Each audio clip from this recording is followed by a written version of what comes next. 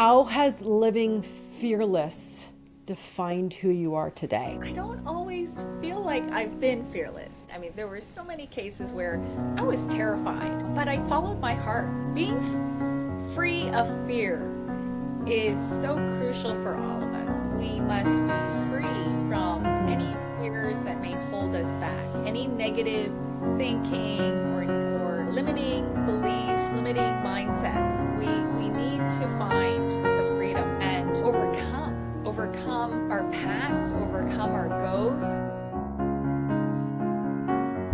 Hello, Sylvia Friedman. You're in Hong Kong. Yes, I am. Hi. I have to be honest, that math was hard for me, right? Like the time change of 16 hours, and my nephew's like, no, you're wrong on the time change in Hong Kong. Yeah, yeah. Thank you. Thank you. It's something difficult to wrap our heads around. Yeah. Well, it shouldn't be. I do know how to add 16. So listen, I want to thank you so much for your time. And I want to talk about your book, Fearless, but I first want to ask about you because your background is riveting and you talk about it in Fearless. You were born in Korea, moved to Vancouver at 2 years old. What do you want to tell me about your upbringing? Sure. Yeah, no, I immigrated it took me a while to learn English because my parents kept speaking Korean to me at home and very much felt like I didn't fully fit in, and I was always like the tiniest, the shrimp in the class, the shrimp on the basketball or volleyball court, and I pronounced words like with a Korean accent, and I'd be arguing with my friends because I was such a sassy little girl. Oh. And I'd be very sure and overly confident that the way I pronounce and the way my parents pronounce it is it. I kind of still have that personality, actually. But yeah, no, I had an upbringing where I experienced a lot of racism when I was growing up. That was very traumatic to be called a chink when you're young by adults who were Caucasian or not Asian. And as a kid, you just never forget that. We, as children, we have a strong sense of right and wrong, and you're very black and white. But I would say that these early experiences, I'm so grateful for them now, and it shaped me. It made me more empathetic. I'd say influenced me on my path of human rights and standing for the voiceless, standing for those who would otherwise be marginalized, forgotten. You know, your story of your upbringing, there's two things that were really interesting for me to read that gave me a different lens because I did not grow up. Number one, I'm white. So that racism that you had, I didn't experience. So understanding that, like I've heard about it, right? But the problem is we can talk about it, but that experiential aspect of it, like where I actually kind of feel it more in my soul for you was something. And the second thing is that your father wanted boys. So you've got race and gender there from your upbringing that are enormous. But you know what, Suzanne? You could look Middle Eastern. You could look like you're from Saudi Arabia, really. Like we just never know now, like with the interracial marriage, like it's much more diversified now than it was, in the late 80s in Vancouver. But yes, my dad, even though he never came out and said, I prefer sons he never said, I wish you were a boy, but it was something that I felt, and it affected my mindset. It affected my sense of acceptance. Like I could sense that he didn't fully accept me, although I couldn't put my finger on why that was. And I struggled with not really fully being confident in who I was, in my self-esteem. And I would compete with the boys. I would compete with them viciously, actually very extremely sometimes. And it was like this inner compulsion. And I couldn't explain it either. I didn't compete with the women because in my mind, I had adopted my dad's mindset that boys were better than girls to compete with. And anyways, it also made me not accept what I look like, and I didn't feel feminine. So many impacts that are surprising. But interestingly enough, other women who've experienced the same gender rejection or gender preference, they've said the same thing, that they also felt like they had to prove themselves to the specter of the ghost of their dad. And I drove myself to the ground because I was trying to prove to my dad, hey, I'm better than a son. I'm better than 20 sons. And it wore me out. I was tired, probably burnt out when I didn't know what burnout was in my early 20s. And then there was an astute pastor who gave a workshop on generational issues, on family issues, and I happened to attend, and he was able to identify very quickly, because he had spoken to ethnic minority women like me and who struggled with being rejected as a girl, for being born a girl. And he basically told me what he thought I had experienced and the effects of that. And then he basically said, forgive your dad. You need to forgive your dad. And then I started to weep. I bawled my eyes out. And he had hit a chord, a very profound chord that I hadn't known about before. I didn't know that this was a thing. And there's a psalm. It's a Jewish poem, and it says, there's a line, deep calls unto deep. And it's just so profound and ineffable. It's hard to put down in words. And that's what that whole experience was with Terry Bone. And I'm forever grateful to him. And he spent some extra time talking with me about this, and also pointed out insightfully and perceptively that this was probably the reason why I chose my ex-husband. Someone who didn't value me. That led to just a terrible first marriage that lasted, about a year. And had I forgiven my dad before, I would have made different choices.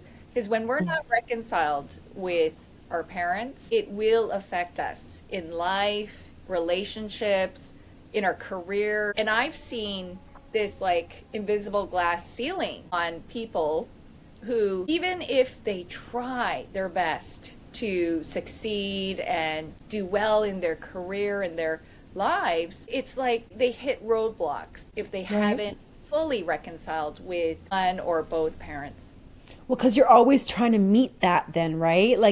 It feels that if you've not forgiven it, you're still that little girl that was supposed to be a boy, and you're stuck there without that forgiveness. Also, when we have negativity, because not forgiving someone who's a very key person in one's life, there's negativity there, there's resentment there, there's bitterness, and that's like a toxic cocktail. And having that negative energy, if you will, does affect, it impacts every area of our lives. It really does. It's a lack of freedom. So after I chose, as an act of my will, to forgive my dad, I just felt so free. And I'm at a point in my life where I just feel very free. I feel very chill, and it's something that I didn't have in my younger years, but perhaps we have to do the work. We have to be intentional and do the inner work. Yeah. So you talked about your past not defining you. Yes. But it's interesting, as you're talking, I'm thinking this had to have shaped you as an adult, your upbringing and what you've described. I've said your past does not define you, but it is defining in terms of boundaries you set, in terms of, maybe what you do, how you're treated, how you're supposed to be treated. What do you think of that with your experience? I think it depends. I'm more of a glass half full person rather than half empty. I've always been very optimistic, and perhaps it's because my mother was very much like that. She was very positive, very her personality. So a little bit of that has rubbed off, because the blueprint from our parents is very powerful, and it can be overpowering if we don't individuate, if we don't, break away in a healthy way, right? We need healthy boundaries with our parents. For me, I don't feel like the past affects me. I don't see that affects me or has influenced me in a negative way, because I feel that the positives outweigh the negatives. That there's been something very deeply redemptive, deeply like silver lining. There's so many silver linings, right? Like, for instance, the way I see my divorce, oh gosh, like, thank God I got out of that earlier, right? Because what if I had kids with that guy, with my ex? Like, whoa, I'm so glad.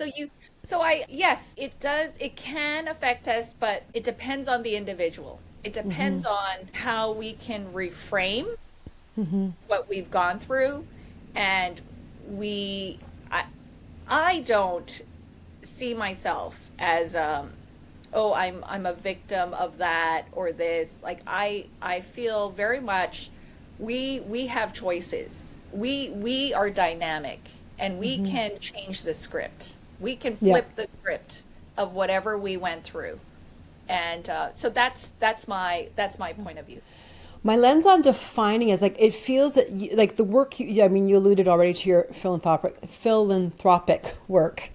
Like, the defining for me is the empowerment of it based on my experience. But I'm curious, so let's go into what you've done then in Asia with both just women, and you talk about, the philanthropy. Oh my goodness, I know this word philanthropy. But I want to talk about women first, and then I want to talk about philanthropy. So another thing from your book that struck me is, so as a teacher here in Canada, I've not dealt with gender issues. I really haven't. Like, it's more of a woman's world anyways in teaching, especially in elementary school. So when I was reading your book and just what happens and what you've been through as a woman, like overseeing charitable donations and being the spokesperson for that isn't my experience. So I think I'm maybe more insensitive and unaware of what's going on in the world with my sisters. So here's my question then after that exclamation is, what do I need to do here in Canada to support women that are born into cultures of gender discrimination and inequity, and the inequity that you describe? I would just get to know them, and then learn from them, because each individual is unique, and what Mary needs may not be what Laura needs, and being an ally is very crucial. It's what, women need to be to one another in work situations or a volunteer contexts, wherever a woman might need an ally. So I'd say this applies to anybody, not just women of color, but I would recommend getting to know individuals and hearing their experiences and seeing what you can do in your way. Right? You may not be the one talking to senior executives at the C-suite in their company, but you could help people. You could volunteer as a coach to someone young who may need that. I'm at a stage of life where I feel like I want to give back, and that's why I wrote my book Fearless, because I wanted to write the book that I wished I had read when I was younger and struggling with being the only Asian person in the workplace, and then having insinuations of, oh, you got hired because you're Asian. And then I've heard from other people of color in the workplace saying I had to work 3 times as hard. Right? I had to work and prove myself so that they wouldn't think that their colleagues and their bosses wouldn't feel like, oh yeah, that's a diversity hire. Anyways, it's what each individual can do. And then if you have a platform, you write about it on your social media. One of, I think, your most powerful parts of your book is about the philanthropy. And in chapter 6, you get into that a lot, right? And talking about what's happening in Asia with sex slavery, and also the apology from Japan of what happened in World War II. So I want to dig into that for a little bit in terms of what you talk and questions about just the philanthropy that you described. So what was your very first glimpse that helping others is a critical part of your life, that you wanted to do that? Like, what was that first moment that you saw that? Well, that first moment, I'd say, is from my mom, who has helped countless people. She had a ministry to those who were low income, who were struggling financially at her church, and at her Korean church, which had mostly Korean immigrants. And many of them were struggling with their businesses. I mean, this is the first or second wave of Korean immigrants to Vancouver. And so I witnessed her helping others, and she grew up witnessing her grandmother, my great grandmother, doing the same. And whenever we went back to Korea to visit my great grandmother, I often saw her, I often witnessed her helping others, or just being this bright light. Like, I will never forget that we went to church with my great grandma. She was in her 80s at the time, and this big group of little kids were like, "Grandma's here," and they swarmed her. And I had never seen anything like that since. She just smiled at them very lovingly, like she was a woman of love. And that, I feel, was handed down to my mom, and then my mom has influenced all of the kids, myself, my sister, my brothers, and that we just grew up believing that public service is the thing to do. You know, it was ingrained in us to help people, but, you know, with limits, of course, Right. with boundaries. You've done a lot of time with that, though. Like, Yeah. it's not just going on a Friday night to a soup kitchen, right? Yeah. You've been deeply involved, and you've been in situations where your life was probably at risk, Yeah, yeah. right? Like, that really is jumping in Yeah, with both feet. No, it really felt like a calling, because I tend to gravitate to the stories that haven't been told. Or at least I did when I was in journalism. And even now, like in philanthropy work, if something hasn't been funded, that's what I gravitate to, right? To make sure no one is forgotten, no one's marginalized. So yeah, I saw a need. And that's why I wrote my book, the one I wrote in 2015. That was my second book on Japanese military sexual slavery. It was a war crime and one of the worst human rights violations in the 20th century by the Japanese imperial military before and during Second World War. Between 200,000 to 400,000 girls and women, girls as young as 11, were systematically raped, and it was sanctioned by the Japanese government. And these girls and women, many of them died on the battlefield, but those who survived were the toughest, the strongest of the strong. And there was a small group of them that began to come forward in the early 90s. Because the catalyst for the first survivor, Kim Hak-soon, was the Japanese government denied that they had forced girls and women into military sexual enslavement on the front lines of war. And then these elderly women began to fight, began to speak out, which went against the grain of their culture. And when my mom first told me about this newspaper article about Kim Hak-soon, I was shocked, because I went into my high school library and I was enthralled, or not enthralled, maybe the word is obsessed with World War I, World War II, because it's so dramatic, right? Extremes of human nature. And I went in, checked every index of World War II books, and couldn't find anything on comfort women or Asian women who were raped. And that really was such a shock. And I couldn't find anything. For years, I couldn't find anything about this topic in English. It was either, like, the small number of books that were available were either academic and they were in Korean. And so I felt like I want to write about this, because the next generation needs to know. People in Canada, the English speakers need to know about this. So I wrote the first journalistic book on Japanese military sex slavery. But then I witnessed the generational trauma, the impact of this unresolved war crime, and the lack of apology and closure from the Japanese government, the lack of a sincere apology. And there was generational racial hatred and trauma towards the Japanese among Koreans, Chinese, Filipinos, any group that were affected in Asia Pacific during the war. It's there. It's there. So I wrote about that and the need for racial reconciliation. Covering this for interviewing survivors of this terrible Japanese military sex slavery, former comfort women, for over 10 years. It sensitized me to women in sex trafficking, modern day. And then I was able to interview these women through my philanthropy work in China. And then I met North Korean trafficked women, and it was just, I really feel like I was meant to do this.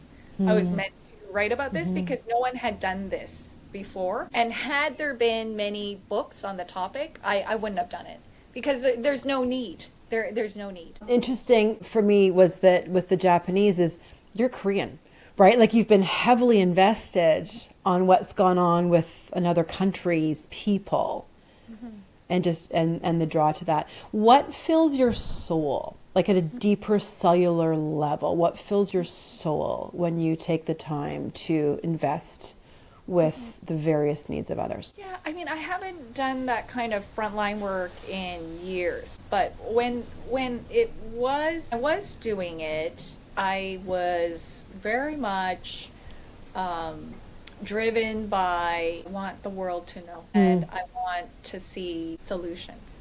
I want this to end. And when I didn't see significant changes, it broke my heart. It really broke my heart. And that's probably why I had to take breaks, because I felt like with all the philanthropic money out there and nothing, we haven't seen significant change. It was heartbreaking. And then witnessing firsthand when I led this 852 Freedom campaign, and there was another church group that was opposing us, working against us, competing, and that really broke my heart as well.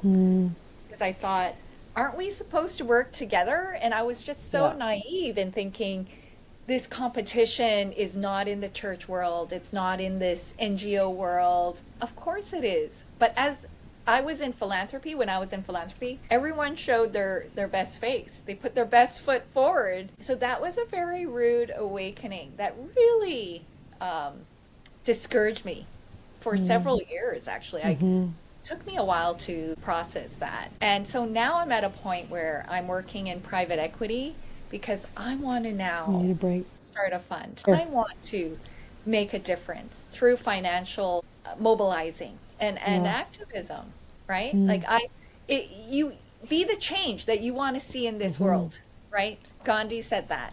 Yeah. And so I guess that's been a theme, that there was no book on Japanese military sex slavery, and there was no book on sex trafficking and modern slavery in Asia. I wrote the first books on those, and then my husband also wrote Where Were You, because he was a pioneer even before me on fighting human trafficking and modern slavery, mainly in South Asia and Southeast Asia. And then I happened to be covering the areas that he's done some work, but I went deeper into like China and Hong Kong and some parts of Southeast Asia. Yeah. Okay, Sylvia, I always do 3 wrap-up questions, and I want to take it back to fearless. I just love the title. I love the word. I love fearless. So in talking about, I mean, there's so much more. I know we could talk about your life and about your book. How has living fearless defined who you are today? Yeah. Because you have lived fearlessly. Well, I don't always feel like I've been fearless. And there were many times when I felt very scared to film inside where there were, scary gangsters and fierce mama-sans who were guarding the trafficked women. I mean, there were so many cases where I was terrified, but I followed my heart. I followed my heart, and I felt like, okay, I gotta do this. This is a mission. And so being free of fear is so crucial for all of us in any area of life. In any sphere of influence, we must be free from any fears that may hold us back, any negative thinking or limiting beliefs, limiting mindsets. We need to find the freedom and overcome our past, overcome our ghosts, that's basically my message, that yeah, we all need to rise above. And when we do, when we identify those things that hold us back inside of us, it's going to make you unstoppable. You know, I think you said like living fearless, it allows you to follow your heart. Like you might be still scared. I'm not saying that you're not scared, but if you're fearless, even if you're scared within that, now you can follow your heart and now your soul can be filled and you're doing what you're meant to do. Okay, here's number 2. What is the first step for someone who wants to live more fearlessly? Live fearless. Like what's the first step for somebody who really struggles with that, do you think? Or what was your first step? Well, I mined my past, and I looked at, what were the things that were limiting me, that were holding me back, and was, reconciliation. I needed more reconciliation with my parents and with my father over the gender discrimination that, wow, I was shocked by. Because I'd grown up with a Western mindset and, oh, wow, of course, he's still hanging on, bringing in this ancient Korean and Asian mindset. And that was mind-boggling to me. So mind the past and really identify those negative limiting beliefs and ask yourself, what is the truth? Because often we may have like influences from the past or toxic experiences at work, something that terrible that happened or negative that happened that might affect and impact us even years later. So I highly recommend that, mining the past and then sharing your story. The healing power of sharing our stories, we can't underestimate that, because you'll find that we're set free. When you are able to share what you went through, and it can help somebody else, Right. who's going through that very same situation. And it's like full circle, because when you see that something painful that you went through can help another person, it's very empowering. And I've spoken to over 100 women in Asia who went through the same thing that I did, being rejected for being a girl, and they didn't know that it had affected their romantic relationships, their career, their relationships with men. And when they did forgive and see that, it just transformed their mindset and their lives. Your story is about naming it with your past, or like calling it and naming it, and you see this is what it is, and that was your breakthrough moment, wasn't it, of forgiveness that you needed? Yeah. Partly, but the forgiveness is crucial. Right. I'd say the forgiveness was key. Yeah. But yes, Right. yes. Yeah. Okay, last question, and then we're going to talk about where we find you. So I really am grieved at seeing what's going on in the world around us and things that I don't know that are going on in the world. So my last question is, how can I better choose to be fearless so that I can be of service to people around me or across the world? Like, what does that entail for me? And I've got time constraints and I'm busy and I'm into my own life. So where does that fearlessness come in when I want to be of service and see what's happening in this world?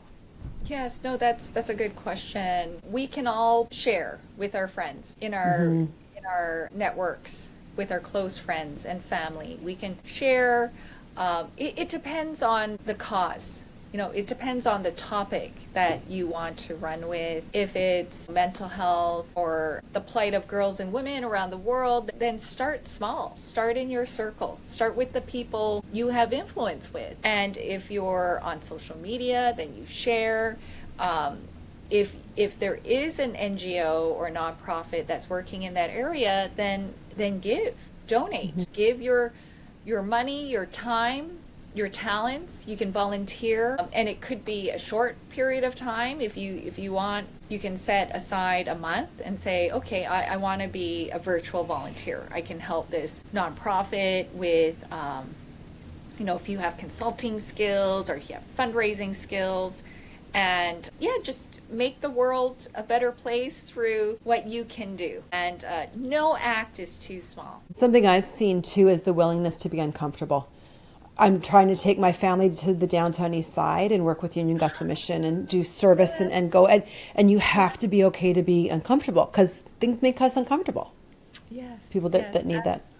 That's beautiful. And actually, I started volunteering in the downtown east side from a young age, in helping with the homeless. And we did a lot of volunteer work through our church. And I highly recommend it because it really, being exposed to that, having exposure to the down and out, not to be a tourist, not to look at them as, oh gosh, like this is like, we need to have a heart of compassion as we go into these places. Truly change your life. Like I'm thinking of Princess Diana, who had everything in the world. She had every advantage. And yet, when she went into this homeless nonprofit and they took her around, and I believe she even stayed overnight on the streets and experienced it herself. And that changed her life, I believe. And she became a very strong advocate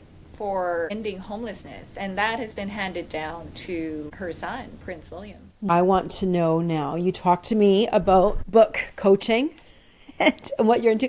Tell me about where people can find you, about writing a book, about coaching for a book, and everything else. Well, you can reach me on LinkedIn, and I am offering master classes throughout the year.